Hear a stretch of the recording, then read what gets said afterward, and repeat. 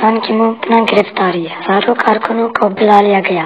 تحریک انصاف کے چیئرمین اور سابق وزیر اعظم عمران خان کی ممکنہ گرفتاری کی وجہ سے جنوبی پنجاب اور خیبر پختونخوا سے کارکنوں کو بلا لیا گیا ہے۔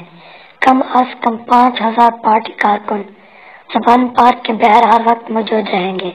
گرفتاری کے خدشے کے پیش نظر متبادل پارٹی قیادت کے معاملات بھی طے پا گئے ہیں۔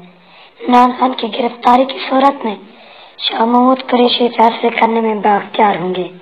عمران خان کی ممکنہ گرفتاری سے پہلے پارٹی ٹکٹوں کو فائنل کرنے کی بھی کوشش کی جا رہی ہے۔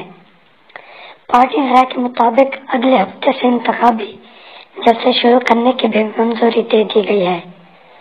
امیدواروں کو بلدیاتی انتخابات اور حکومتی عہدوں پر ایڈجسٹ کیا جائے گا۔